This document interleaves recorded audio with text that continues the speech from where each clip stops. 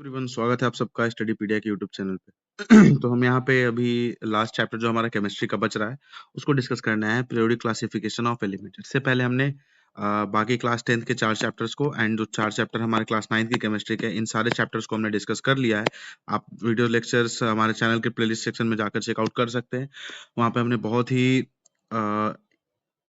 Defined manner में, बहुत ही ज़्यादा मतलब एक्सप्लेन्ड वे में हमने हर एक चैप्टर को बहुत होलिस्टिकली डील किया है with the perspective of UPSC हो या हमारा स्टेट पीसीएस हो, जहाँ से एग्जाम्स में क्वेश्चंस आएंगे उस पर्सपेक्टिव से हमने उन सारे चैप्टर्स को पढ़ा है। आई श्योर आपने इससे पहले उन चैप्टर्स को उस तरीके से नहीं पढ़ा होगा या नहीं देखा होगा, तो आई वुड सजेस्ट कि आप एटलीस्ट 1-2 वीडियोस जाकर देखें वहाँ, एंड देन फर्दर आप सीरियल वाइज इस चैप्टर को भी देखकर अपनी केमिस्ट्री को फिनिश करें। एंड देन वेरी सुन हम इसके बाद बायो को भी लाएंगे और इसके बाद हम फिजिक्स को भी लेकर आएंगे, और ऐसे हम अदर सब्जेक्ट्स के भी videos detail analysis and detail lectures इसके लेके आएंगे। तब तक हम क्लास 5th के चैप्टर को देखेंगे यहाँ पे, ठीक है। तो जो हमारा नेक्स्ट चैप्टर है, यहाँ लास्ट चैप्टर है अब यहाँ पे क्लास चैप्टर 5 जो है हमारा पीरियोडिक क्लासिफिकेशन ऑफ एलिमेंट्स, ठीक है। तो यहाँ पे हम क्लासिफिकेशन ऑफ एलिमेंट्स के बारे में देखेंगे। तो यहाँ पे कुछ इंपॉर्टेंट चीजें बताई जा रही हैं जो कि हम देखना है कि यहाँ पे बताया जा रहा है कि at present 118 elements are known to us. अभी के टाइम पे हमें हमें हमें टोटल जो हमारे अर्थ पे हैं, ऐसे तो बहुत सारी चीजें एग्जिस्ट करती है पर जो हमें नोन है वो 118 एलिमेंट्स है जो हमें नोन है। And all these have different properties, और हर एक एलिमेंट्स की प्रॉपर्टीज डिफरेंट है, ठीक है। और इन 118 में से जो है नेचुरली ऑकरिंग कितने हैं, तो ओनली 94 जो है नेचुरली ऑकरिंग है। आपके एग्जाम्स में यूपीएससी के सीएपीएफ सीडीएस एग्जाम्स में कहीं तो ये क्वेश्चंस आया था कि कितने नेचुरली ऑकरिंग है। तो आप सबको ये तो याद रहेगा ही जरूर कि हाँ 118 टोटल एलिमेंट्स है, पर आपको ये याद रखना है कि कितने उनमें से नेचुरली ऑकरिंग एलिमेंट्स है। तो यहाँ पे आपको ये ध्यान में रखना है कि जो 94 एलिमेंट्स है वो सारे क्या है, नेचुरली ऑकर करते हैं हमारे एनवायरनमेंट में, ठीक है। फर्दर यहाँ पे देखें तो बताया जा रहा है कि as different elements were being discovered, scientist जैसे जैसे यहाँ बस इतना बताया जा रहा है कि जैसे जैसे एलिमेंट डिस्कवर होते गए, साइंटिस्ट ने उनकी प्रॉपर्टीज के बारे में जानकारी इकट्ठा की, उस तरीके से उन्होंने स्टार्ट किया कि किस पैटर्न में उन प्रॉपर्टीज को अरेंज किया जाए। हर एक मेटल्स की अपनी प्रॉपर्टी होती है, हर एक नॉन मेटल्स की अपनी, मेटलॉइड्स की अपनी, तो उनको किस तरीके से एक कैटेगरी में कैटेगराइज किया जाए। कोई तो एक बेसिस होगा ना कि इन सारे एलिमेंट्स को हम किसी तरीके से कैटेगराइज करके रखेंगे। जैसे यहाँ पे एग्जांपल से बताया जा रहा है कि जब हम किसी शॉप में जाते हैं, दुकान में, तो वहाँ पे अलग अलग चीजें, एक दुकान में शॉप्स हैं, जैसे जो साबुन है वो अलग तरीके से रखे रहते हैं, एक जगह पे रखे रहते हैं, बिस्किट्स एक जगह पे रखे रहते हैं, यानी एक अलग अलग तरीके से प्रॉपर वे में हमें इन सारे मेटल्स को हमें भी इस तरीके से कैटेगराइज करना चाहिए कि हमें प्रॉब्लम ना हो आगे चल के उन मेटल्स के बारे में जानकारी इकट्ठा करने में। और मेटल्स क्या होते हैं, एलिमेंट्स, सॉरी मैं मेटल्स बोल रहा था उस टाइम से, एलिमेंट्स, ठीक है। तो वो क्या होते हैं हमें पता है, मेटल्स हो गए, नॉन मेटल्स हो गए, मेटलॉइड्स हो गए, ये सारे एलिमेंट्स, और इस सबकी प्रॉपर्टीज डिफरेंट है। हमने प्रीवियस वीडियोस में ये सारी चीजें देखी हैं कि किस तरीके से किस मेटल की प्रॉपर्टीज कैसे डिफर है, किस नॉन मेटल की प्रॉपर्टी डिफर है। हम प्रॉपर मॉलिक्यूल्स, एटम सब कुछ देख कर आए हैं यहाँ तक, तो हमें सब कुछ पता है कि कैसे प्रॉपर्टीज डिफर करती है। तो एक क्राइटेरिया होना चाहिए जिस बेसिस पे हम इन सबको क्या कर सके, अरेंज कर सके, ठीक है। तो बताया जा रहा है कि the earliest attempt to classify the elements resulted in grouping the then known elements as metals and non metals. तो सबसे पहले जब अटेम्प्ट किया गया था इस चीज को अरेंज करने का, तो उस टाइम पे जो जितने मेटल्स और नॉन मेटल्स नोन थे उनके हिसाब से उस चीज को अरेंज किया गया, और फिर टाइम के साथ क्या कर दिया गया, later further classifications tried out as our knowledge of elements and properties, their properties increase। और जैसे जैसे हमारी नॉलेज इन सारे मेटल्स, एलिमेंट्स, उनकी प्रॉपर्टीज के बारे में बढ़ी, तो हम भी इसके साथ इवॉल्व करते गए और नए नए तरीके क्या करने लगे, एक्सट्रैक्ट करने लगे, ढूंढने लगे इन मेटल्स और नॉन मेटल्स या फिर मेटलॉइड जो भी एलिमेंट्स एग्जिस्ट कर रहे हैं हमारे एनवायरनमेंट में, उनको उनके अकॉर्डिंगली अरेंज करने के लिए, ठीक है। तो यहाँ पे सबसे पहले जो टॉपिक आता है हमारा, डोवेर्नस ट्रायड। यहाँ पे सबसे पहले हम 2-3 लोगों के बारे में पढ़ेंगे। सबसे पहले डोवेर्नर, जिन्होंने अपनी कोशिश की इन सारे एलिमेंट्स को अरेंज करने की। सॉरी। उसके बाद हम न्यूलैंड्स के बारे में पढ़ेंगे, उसने किस तरीके से अरेंज किया। फिर हम मेंडलीव के बारे में पढ़ेंगे, एंड देन लास्टली हम हेनरी मोसले के बारे में पढ़ेंगे, और इस तरीके से हमारा ये चैप्टर खत्म हो जाएगा और हम एलिमेंट्स के प्रॉपर्टीज को देख लेंगे, ठीक है। तो यहाँ पे हम देखते हैं कि डोवेर्नस के according he identified some groups having 3 elements each. उन्होंने एक ग्रुप बनाया जिसमें 3 एलिमेंट्स एग्जिस्ट करते थे, उसका नाम यहाँ दिया गया ट्रायड्स।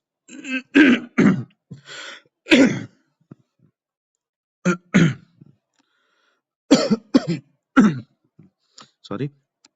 फर्दर डोवेर्नर ने दिखाया कि when the 3 elements in a triad were written in order of increasing atomic mass. आपको ये याद रखना है कि यहाँ मास की बात हो रही है, एटॉमिक नंबर की नहीं। यानी यहाँ पे इनके पीरियोडिक टेबल का बेसिक फीचर क्या था, एटॉमिक मासेस। तो जब तीन एलिमेंट्स को उनके एटॉमिक मास के बेसिस पे, इंक्रीजिंग एटॉमिक मास के बेसिस पे हम अरेंज करते हैं, तो जो मिडिल एलिमेंट का जो मास होता है वो रफली किसके इक्वल होता है, एवरेज ऑफ जो फर्स्ट अदर टू जो एलिमेंट्स हैं उनके एवरेज के। जैसे यहाँ पे मान लो एक ए है, बी है, सी, ये तीन एलिमेंट्स है, तो इसको इस तरीके से ये इंक्रीजिंग एटॉमिक मास के वे में अरेंज किया गया है कि ए से ज्यादा बी का मास है, बी से ज्यादा सी का मास है। जब हम इस तरीके से अरेंज कर देते तो बी जो होता था ना, बी का मास किसके इक्वल होता था, ए प्लस सी के एवरेज के इक्वल इनका मास होता था। ठीक है, ये चीज बताया जा रहा है यहाँ पे ट्राइड के लेकर बताया गया, जैसे लिथियम हो गया, सोडियम हो गया एंड पोटेशियम हो गया। इन तीनों के एटॉमिक मास यहाँ पे दे दिए गए हैं। अगर आप इसका एवरेज निकालोगे तो रफली समवेयर अराउंड ये आ जाएगा। जैसे यहाँ 39 प्लस 6.9, इसको 7 ले लेते हैं तो ये 46 हो गया। 46 को 2 से डिवाइड कर दो, ये क्या हो जाएगा 23। बीच का देखो ये 23 है ना यहाँ पे। तो यही चीज मेंडलीव ने इस तरीके से अरेंज किया था तीन एलिमेंट को, जो जिनके एटॉमिक मास क्या हो रहे हैं, इंक्रीज हो रहे हैं, 7, 23, 39, और ये जो यहाँ बताया गया ये चीज यहाँ अप्लाई हुआ। इस तरीके से तीन ग्रुप्स में मेंडलीव ने अपने टाइम पे, जो उसके टाइम पे डिस्कवर्ड एलिमेंट थे, सॉरी डोबेर्नर ने डोबेर्नर ने क्या किया, एलिमेंट्स को क्लासिफाई किया ग्रुप ए में, ग्रुप बी में एंड ग्रुप सी में। ये एलिमेंट्स थे, ये हो गए ग्रुप ए, ये ग्रुप बी, ये ग्रुप सी। इन सबका आप निकाल के देखना, सेम ही वो चीज मैंने जो ऊपर किया ये वाला फॉर्मूला यहाँ पे आएगा, रफली बिल्कुल अप्रॉक्स में आएगा, ऐसा नहीं एग्जैक्ट वैल्यू यहाँ आपको मिलेगा। ठीक है, further Dobereiner could identify only 3 triads. Dobereiner उस टाइम पे सिर्फ 3 ट्रायड्स ही आइडेंटिफाई कर पाए थे। ठीक है, from the elements that is known to that time, जो उसके टाइम पे एलिमेंट्स नोन थे उसके हिसाब से उन्होंने बस 3 ट्रायड्स को ही डिफाइन किया। ठीक है, this system of classification into triads was not found to be useful. अब ये सिस्टम उनके टाइम पे बहुत कम एलिमेंट्स मिले थे तो उस हिसाब से उन्होंने अरेंज कर दिया, पर एट प्रेजेंट टाइम ये यूजफुल नहीं माना गया, मतलब हमारे काम का था नहीं। फिर आते हैं हमारे दूसरे साइंटिस्ट जो थे हमारे न्यूलैंड्स, जिन्होंने लॉ ऑफ ऑक्टेव्स दिया। तो पहला इन्फॉर्मेशन आपको ये याद रखना है कि लॉ ऑफ ऑक्टेव्स किसने दिया था, न्यूलैंड्स ने दिया था। ठीक है, तो न्यूलैंड क्या किए कि अरेंज किए उनके टाइम पे नॉन एलिमेंट्स को, इन्होंने भी क्या किया, एटॉमिक मासेस के ही बेसिस पे क्या किया, अपना पीरियोडिक टेबल बनाया। यानी यहाँ पे भी बेसिक फीचर क्या है, मासेस है। ठीक है, उन्होंने अब क्या किया कि he started with the element having lowest atomic masses, hydrogen. Hydrogen से स्टार्ट किया क्योंकि उसका एटॉमिक मास लो था, और जो थोरियम जो 56th एलिमेंट था उस पे जाके उन्होंने अपना एंड किया, मतलब जो उनका पीरियोडिक टेबल था उनकी एनालिसिस को। ठीक है, और वहां पे उन्होंने ये देखा कि हर एक 8वां एलिमेंट जो है, जैसे हमने हाइड्रोजन से स्टार्ट किया तो हाइड्रोजन के बाद दूसरा, तीसरा, चौथा, पांचवा, छठा, सातवां। ठीक है, उसके बाद फिर से ये 8वां जो एलिमेंट है वो पहले वाले एलिमेंट के प्रॉपर्टी से मैच करता है। यानी यहाँ पे लिखा गया है कि he found that every 8th element had properties similar to that of first. ठीक है, तो उन्होंने क्या किया, इसको म्यूजिक के ऑक्टेव से मिलाया, इसलिए इसको क्या कहा गया, ऑक्टेव कहा गया। ऑक्टेव्स क्या होते हैं, जो हमारे सुर होते हैं, सा रे गा मा प ध नि सा। ठीक है, तो आप देखोगे कि सा रे गा मा प ध नि, ये 7 हो गए, और 8वां क्या होता है, फिर से सा आ जाता है, सा रे गा मा प ध नि सा। यानी 8वां फिर से पहले वाले को रिपीट कर रहा है। ऑक्टेव जैसे इंग्लिश में होते हैं डो रे मी फा सो ला टा दो, आगे दिया हुआ है। तो इस तरीके से ये 7वें के बाद 8वां जो एलिमेंट होता है वो फर्स्ट को क्या करता है, रिपीट करता है पहले की प्रॉपर्टीज को। इसलिए यहाँ पे इन्होंने भी क्या कहा, लॉ ऑफ ऑक्टेव्स कहा। तो इनके लॉ ऑफ ऑक्टेव्स में प्रॉपर्टी जो थी, lithium and sodium were found to be same. Lithium और सोडियम की प्रॉपर्टी सेम मिले थे। Sodium is the 8th element after lithium.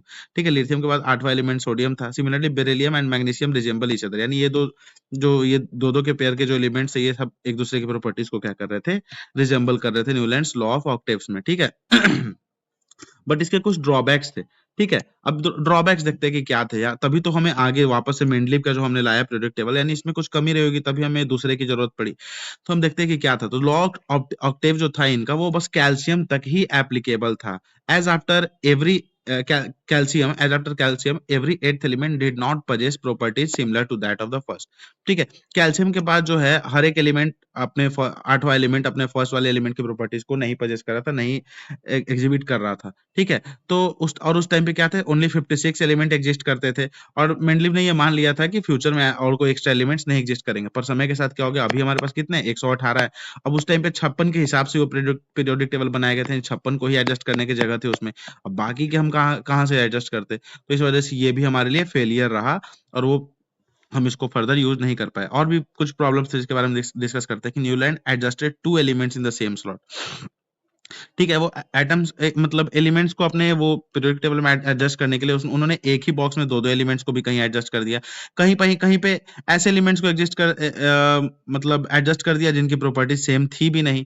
इस वजह से क्या होगा, ये थोड़ा सा फेलियर रहा। जैसे एग्जांपल बताया जा रहा है, कोबाल्ट एंड निकल जो थे वो सेम स्लॉट्स में थे, ठीक है, and these are placed in same column as fluorine, chlorine, bromine. आप देख सकते हैं कोबाल्ट और निकल को फ्लोरीन, क्लोरीन एंड ब्रोमीन, कहाँ ये मेटल ये नॉन मेटल बहुत ज्यादा डिफरेंस है इनकी प्रॉपर्टी में, बट इन सबको एक साथ रखा गया था जिनकी प्रॉपर्टीज बहुत ज्यादा डिफरेंट। और वहीं आयरन जिनकी प्रॉपर्टीज कोबाल्ट से और निकल से बहुत हद तक मिलती है, ये इन दोनों से अवैध थे, अलग थे। यानी इस तरीके से कुछ इरेगुलरिटी नोटिस कर ली गई न्यूलैंड के लॉ ऑफ ऑक्टेव में, जिसकी वजह से ये फेलियर रहा। With the discovery of noble gas, अब जब जैसे ही नोबेल गैस की डिस्कवरी हुई, लॉ ऑफ ऑक्टेव जो है इनका और भी ज्यादा इररिलेवेंट हो गया। तो यहाँ बताया जा रहा है कि न्यूलैंड का जो लॉ ऑफ ऑक्टेव था, वो लाइट मेटल जो थे, जो हल्के मेटल एलिमेंट्स थे, उनके साथ ही एप्लीकेबल था। बट जैसे जैसे आगे चल के बाकी के एलिमेंट डिस्कवर हुए, वो ये अनवर्केबल हो गया, यानी मतलब काम का नहीं रहा। फिर फर्दर मेंडलीव आते हैं जिन्होंने एक और नया पीरियोडिक टेबल दिया। इनके बारे में देखते हैं कि इनका मेन क्रेडिट जाता है एलिमेंट्स को क्लासिफाई, जो जिन्होंने सबसे अच्छे तरीके से किया अभी तक।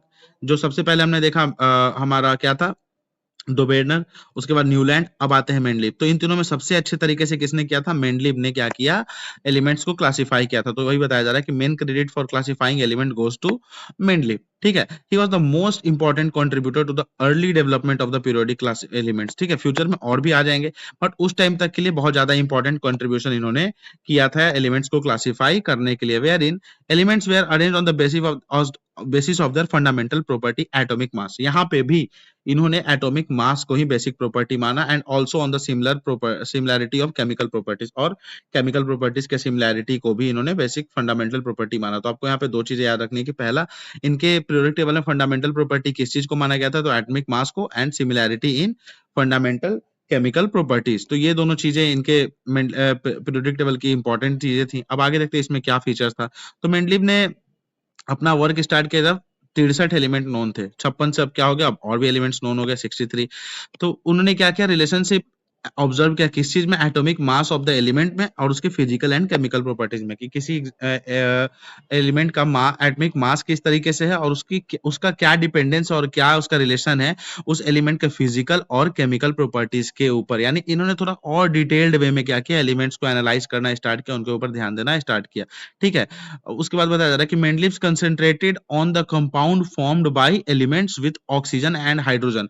इन्होंने कंपाउंड्स के फॉर्मेशन पे भी ध्यान दिया, क्योंकि केमिकल प्रॉपर्टी वहीं से पता चलेगी कोई एलिमेंट किस तरीके से कंपाउंड का फॉर्मेशन करता है। तो यहाँ पे मेंडलीव ने क्या किया, ऑक्सीजन और हाइड्रोजन के कंपाउंड्स को लिया किसी भी एलिमेंट के। अब उसने ऐसा क्यों लिया, तो हमने पीछे रिएक्टिविटी सीरीज पढ़ी, पूरा मेटल नॉन मेटल सब कुछ, रिएक्शन डिस्प्लेसमेंट सब कुछ पढ़ा, जहाँ पे हमने ये देखा था कि हाइड्रोजन और ऑक्सीजन बहुत ज्यादा रिएक्टिव होते हैं और वो किसी के साथ भी क्या करते हैं, कंपाउंड बना लेते हैं। यानी जितने भी एलिमेंट नोन थे ऑलमोस्ट सबके साथ हाइड्रोजन और ऑक्सीजन के कंपाउंड्स मिल गए, जिसकी वजह से उसे कोई अदर चीज के ऊपर फोकस नहीं करना पड़ा और सभी एलिमेंट्स को उसने एक ही कंपाउंड के बेसिस पे क्या किया, क्लासिफाई किया, ठीक है। तो ये रीजन था कि उसने हाइड्राइड्स और ऑक्साइड्स क्यों लिए, यानी हाइड्रोजन के कंपाउंड को हाइड्राइड्स कहते हैं, ऑक्सीजन के कंपाउंड को ऑक्साइड कहते हैं, ठीक है। तो इस तरीके से उसने क्या किया, बेसिक प्रॉपर्टी इसका यूज किया क्लासिफिकेशन के लिए। फर्दर उसने क्या ऑब्जर्व किया कि मोस्ट ऑफ द एलिमेंट जो थे ना, वो got a place in periodic table. लगभग सारे एलिमेंट्स को अपना एक जगह मिल गया था पीरियोडिक टेबल में, इस प्रॉपर्टीज के बेसिस पे, इस एनालिसिस के बेसिस पे। और उसने क्या किया, इंक्रीजिंग एटॉमिक मास के बेसिस पे क्या किया था, ऑर्डर में उसने अरेंज किया था इसने भी, कि पहले दूसरा और तीसरा, इन सबका मास क्या होगा, एक से दूसरा इंक्रीज करेगा। तो इंक्रीजिंग एटॉमिक मास, नंबर नहीं है यहाँ पे भी, मास है, इस पे आपको ध्यान देना है। तो इस बेसिस पे इनका एनालिसिस चला, ठीक है। There occurs a periodic recurrence of elements with a similar physical and chemical property. फिर ये बताया जा रहा है कि फिर से वो एक चीज देखने को मिली कि कुछ टाइम एक इंटरवल के बाद फिर एक ऐसा एलिमेंट आता था जो पहले वाले से उसका प्रॉपर्टी मिलता था, यानी recurrence of elements with similar physical and chemical properties. तो इस बेसिस पे मेंडलीव ने क्या किया, एक पीरियोडिक लॉ बनाया जिसमें उसने कहा कि properties of elements are the periodic functions of their atomic masses. ये चीज अब आपको ध्यान रखना है कि ये पूरा क्रक्स है, जो भी चीज अभी हमने मेंडलीव के बारे में ऊपर पढ़ा, उसको अगर एक लाइन में सम अप करना हो तो वो ये लाइन है कि उसके अकॉर्डिंग क्या था कि जो किसी भी उसका जो पीरियोडिक लॉ था वो क्या कहता था, किसी भी एलिमेंट्स की जो पीरियोडिक प्रॉपर्टीज हैं, किसी भी एलिमेंट का जो प्रॉपर्टी है वो उसके एटॉमिक मासेस पे डिपेंड करता है, यानी उसका पीरियोडिक फंक्शन क्या है, एटॉमिक मासेस। ठीक है, एटॉमिक मास पे डिसाइड होगा कि वो एलिमेंट रिएक्टिव होगा कि नहीं होगा, क्या उसका पोजीशन होगा पीरियोडिक टेबल में, इन सब पे इसने मेंडलीव ने ध्यान दिया और एटॉमिक मास को माना बेसिक फीचर। ठीक है, वर्टिकल कॉलम्स को उसने कहा ग्रुप, यानी ऐसे जो पीरियोडिक टेबल में चीजें थी उसको उसने ग्रुप कहा, और ऐसे हॉरिजॉन्टल चीजों को उसने क्या कहा, पीरियड। ठीक है, तो इस तरीके से आपको ये ध्यान में रखना है कि पीरियड और ग्रुप क्या होता है, और ये कुछ डिटेल्ड है, ये आपके एग्जाम से बहुत ज्यादा इंपॉर्टेंट नहीं है। अब इसके हम मेंडलीव के पीरियोडिक टेबल के अचीवमेंट के बारे में देखते हैं। तो यह बताया जा रहा है कि Mendeleev boldly predicted that the existence of some metal that had not been discovered at that time. ये बहुत बहुत ज्यादा मतलब एक क्या कह सकते हैं, अप्रिशिएबल चीज था मेंडलीव का, कि उसने ऐसे एलिमेंट्स को भी मतलब भविष्यवाणी कर दी थी एक तरीके से, कि ये कुछ एक ऐसे एलिमेंट्स जो फ्यूचर में डिस्कवर किए जाएंगे, और उसके लिए भी जगह उसने खाली छोड़ा था।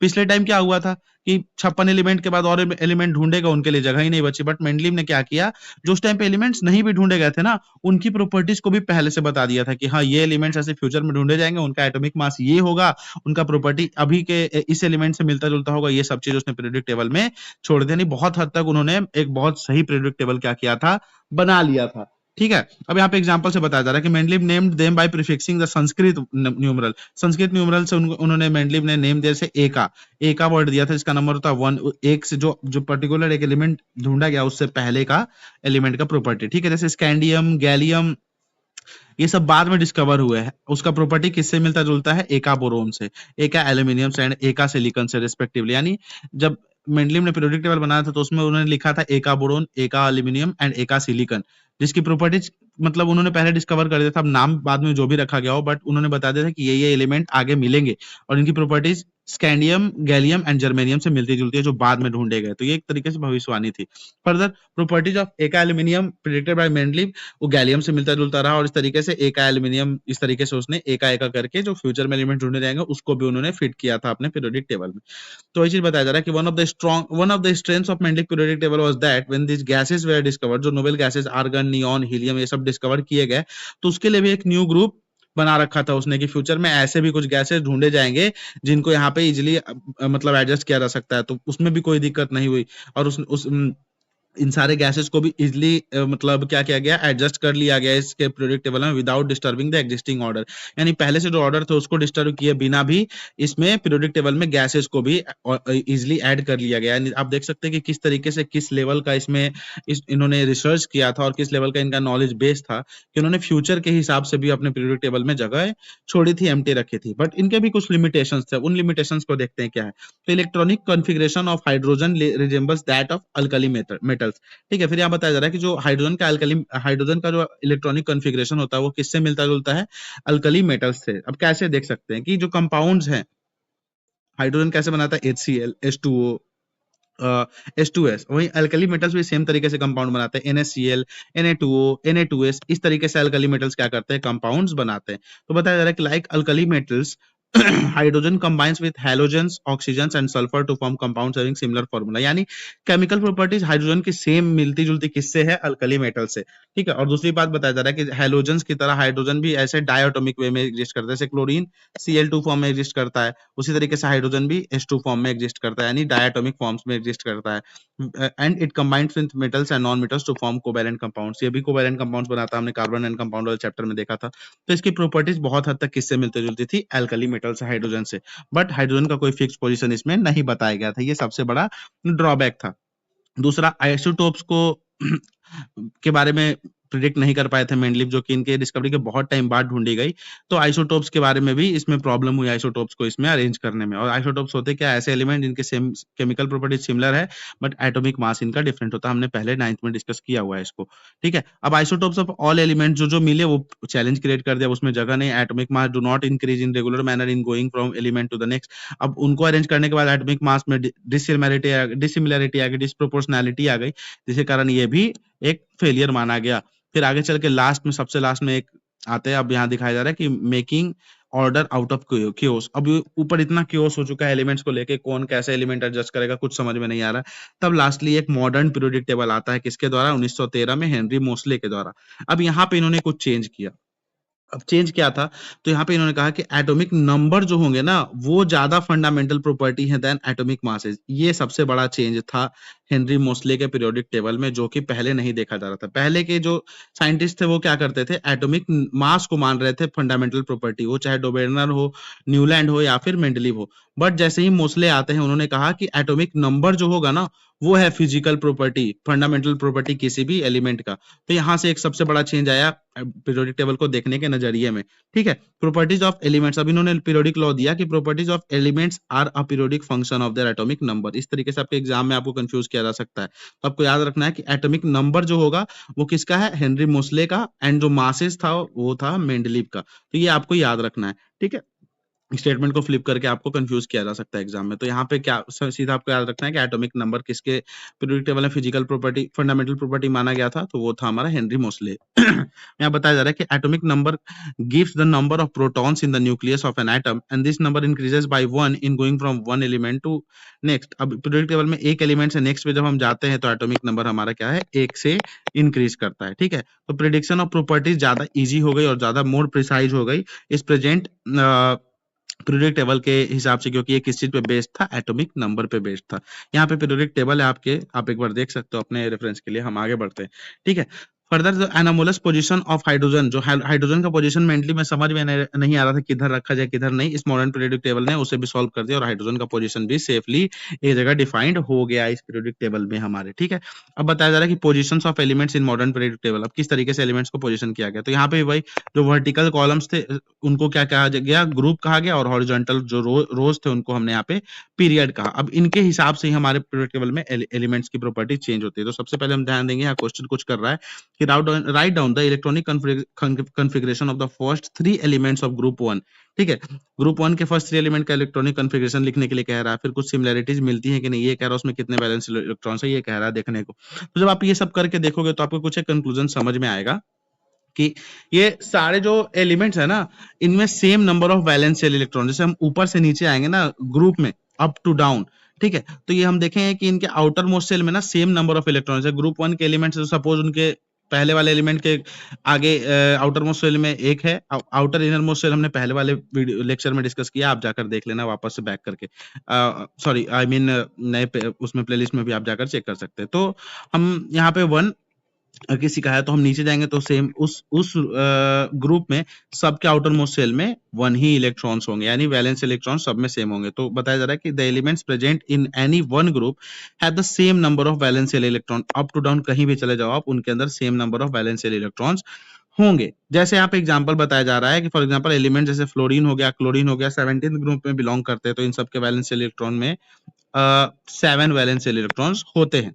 ठीक है, further groups in a periodic table signify an identical outermost shell, वही चीज बताया जा रहा है, इलेक्ट्रॉनिक कॉन्फ़िगरेशन सेम है, यानी नंबर ऑफ सेल्स में number of shells increases as we go down the group. ठीक है, यहाँ बताया जा रहा है कि जैसे जैसे हम नीचे जाते हैं नंबर ऑफ सेल्स बढ़ता है, यानी पहले सेल में के, फिर के एल, फिर उसके बाद के एल एम, इस तरीके से बढ़ता है, बट सब में सेम इलेक्ट्रॉन रहेगा। मान लो इसमें एक है तो इसमें भी एक ही रहेगा आउटर मोस्ट, जिसका भी जो आउटर मोस्ट है ना उसमें सेम नंबर ऑफ इलेक्ट्रॉन्स ही रहेंगे, भले ही नंबर ऑफ सेल्स इंक्रीज करते जाए एक से ये कर। तो डाउन द ग्रुप क्या होता है, ग्रुप में number of valence electron same रहते हैं but number of shells increase करते हैं। ठीक है, उसके साथ साथ the number of valence electrons increases by 1 unit as the atomic number increases by 1 unit on moving from left to right in the period. अब यहाँ बताया जा रहा है कि जो number of valence shell electrons हैं, जो वैलेंस सेल इलेक्ट्रॉन्स है, यानी अब यहाँ पे वो चीज आप देखना, यहाँ पे आपको कंफ्यूजन होगा, वहां पे वैलेंस सेल की बात की रही है, जैसे ऊपर से नीचे हम जाएंगे तो सेल्स इंक्रीज करते हैं हमारे 1 2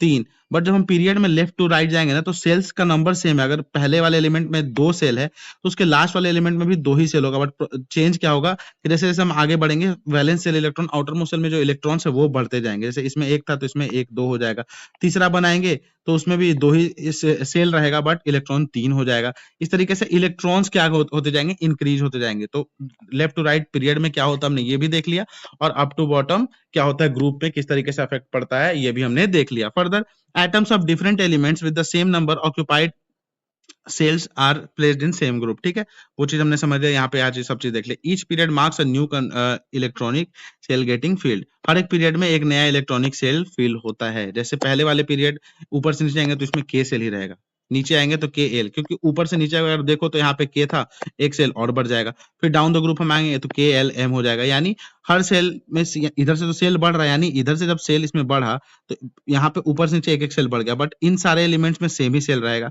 तो बताया जा रहा है कि हर एक डाउन द ग्रुप, ऐसे हम जब एक एक पीरियड देखेंगे ऊपर से नीचे तो हर में एक सेल बढ़ता जा रहा है, वो तो सही बात है। बट पीरियड को एज अ होल देखेंगे तो उसमें नंबर ऑफ सेल सेम है, number of valence shell electrons बढ़ रहे हैं। ये थोड़ा कॉम्प्लिकेटेड चीज है, आप ध्यान से एक बार पढ़ना, आपको ये चीज समझ में आ जाएगा। फर्दर अगर हम देखते हैं तो मैक्सिमम नंबर ऑफ इलेक्ट्रॉन्स कितना एकोमोडेट किया जा सकता है सेल में, डिपेंड करता है इस फॉर्मूला पे 2n स्क्वायर। जैसे के एल एम एन, इस तरीके से 4 सेल अगर हम डिवाइड करें तो पहले सेल में कितने इलेक्ट्रॉन्स होंगे, तो 2। पहला सेल कौन सा है, के, तो 1 का स्क्वायर 2।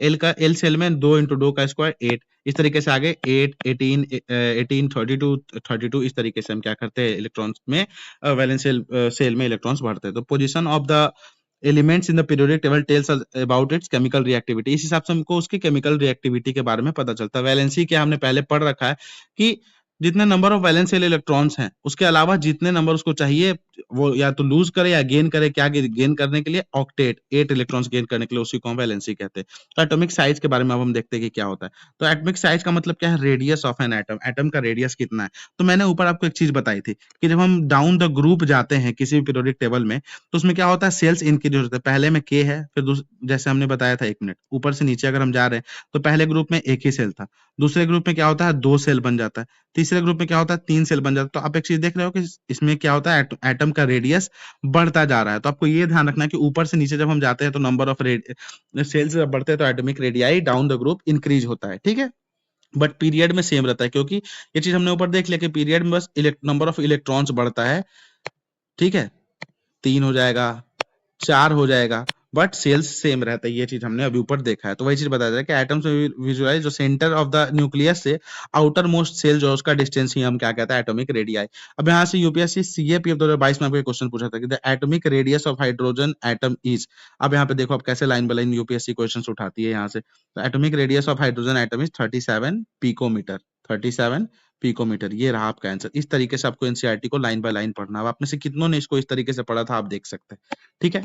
तो यहाँ पे हमने इसको भी देख लिया। फर्दर बताया जा रहा है कि एटॉमिक रेडियाई डिक्रीज करता है moving from left to right along the period. अब ये क्यों होता है, जैसे सपोज इनमें एटॉमिक रेडियाई हर किसी में जब लेफ्ट टू राइट हम पीरियड में जा रहा है तो एटॉमिक वैलेंस सेल, ये वैलेंस सेल जो होता है ये सेल हमारा सेम रहता है, डाउन द ग्रुप इंक्रीज करता है। बट ऐसे जब हम जाएंगे तो ये सेल सेम रहेगा, बस इलेक्ट्रॉन से इसमें इंक्रीज करता है। 1 है तो यहाँ 2 हो जाएगा, यहाँ 3 हो जाएगा, यहाँ 4 हो जाएगा। तो एटॉमिक रेडियाई डिक्रीज क्यों कर रहा है, क्योंकि इलेक्ट्रॉन्स बढ़ रहे हैं, यानी न्यूक्लियर और इनके बीच में अट्रैक्शन बढ़ रहा है, चार्ज बढ़ रहा है, जिसकी वजह से न्यूक्लियर इन पे ज्यादा फोर्स लगा रहा है और ज्यादा स्ट्रांगली इनको अट्रैक्ट कर रहा है अपने तरफ, यानी एटॉमिक रेडियाई छोटे हो रहे हैं। यानी इससे क्या समझ में आता है कि ग्रुप में जब हम ऊपर से नीचे जाएंगे, डाउन अप टू बॉटम जाएंगे तो एटॉमिक रेडियाई बढ़ता है, और ऐसे लेफ्ट टू राइट जाएंगे तो एटॉमिक रेडियस घटता है। ये चीज हमने यहाँ पे समझ लिया, ठीक है। इफेक्टिव न्यूक्लियर चार्ज बढ़ता है जिसकी वजह से ये चीज यहाँ पे होगा। Metallic non metallic character, metallic character का मतलब क्या है कि आप कितने इलेक्ट्रॉन्स डोनेट कर सकते हो, और नॉन मेटेलिक कैरेक्टर का मतलब आप कितने इलेक्ट्रॉन्स गेन कर सकते हो, ये नॉन मेटेलिक कैरेक्टर होता है। तो अब आप अपने ध्यान से सोचो, ऊपर से जब हम नीचे आएंगे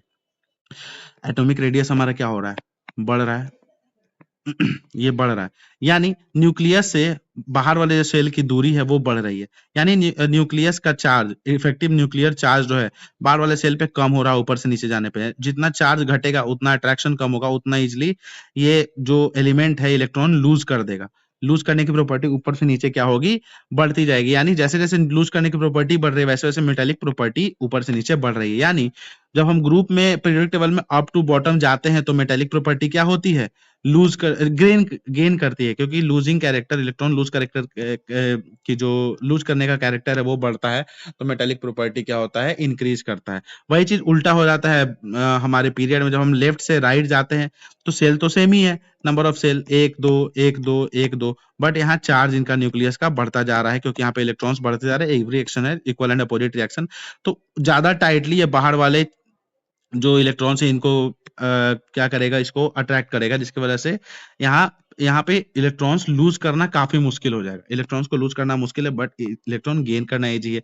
यानी गेन करने की प्रॉपर्टी किसके अंदर होती है, नॉन मेटल के अंदर, यानी metallic non metallic property left to right increase करती है। यानी मेटेलिक प्रॉपर्टी के बारे में बात करें तो ऊपर से नीचे बढ़ती है, लेफ्ट टू राइट घटती है। वहीं नॉन मेटेलिक प्रॉपर्टी ऊपर से नीचे घटती है, लेफ्ट टू राइट बढ़ती है। यही चीज बताया जा रहा है कि metals like sodium magnet towards left hand, जो मेटल्स है वो लेफ्ट साइड पे होते हैं क्योंकि राइट से जाते जाते नॉन मेटल्स की प्रॉपर्टी बढ़ जाएगी, ऐसे ही जाएंगे तो, और राइट साइड पे हमें नॉन मेटल्स दिखते हैं, और बीच में जो होते हैं उनको मेटलॉइड्स कहते हैं, यानी दोनों की प्रॉपर्टी वो सोल्व करते हैं। जैसे boron, silicon, germanium, arsenic, antimony, tellurium, polonium, ये सारे आपके किसके एग्जांपल्स हो गए? ये सारे आपके मेटलॉइड्स के, यानी मेटल और नॉन मेटल दोनों के कैरेक्टर शो करती है। हमने पिछले चैप्टर में डिटेल में इन सबको देख लिया है, तो आप वीडियो देख सकते हो, ठीक है। तो ये सारे नॉन मेटल्स की प्रॉपर्टी शो करते हैं, जिसको हम मेटलॉइड्स की प्रॉपर्टी शो करते हैं, जिसको हम सेमी मेटल्स भी कहते हैं, ठीक। अब वही चीज यहाँ पे डिफाइन किया जा रहा है, जो बताया जा रहा है, बताया मैंने आपको कि effective nuclear charge valence shell electrons पे जैसे जैसे अक्रॉस द पीरियड जाते हैं वो इंक्रीज करता है, तो लूज करने की टेंडेंसी क्या होती है? कम हो जाती है, क्योंकि चार्ज ज्यादा है। तो डाउन द ग्रुप वही चीज, इफेक्टिव न्यूक्लियर चार्ज क्या होता है? घटते जाता है। तो आउटर मोस्ट इलेक्ट्रॉन्स ज्यादा दूर हो जाते हैं, तो वो इजिली लूज कर पाते हैं। Hence metallic character decreases across the period. Metallic character क्या होता है? पीरियड में डिक्रीज कर रहा है, और डाउन द ग्रुप इंक्रीज कर रहा है, ठीक है।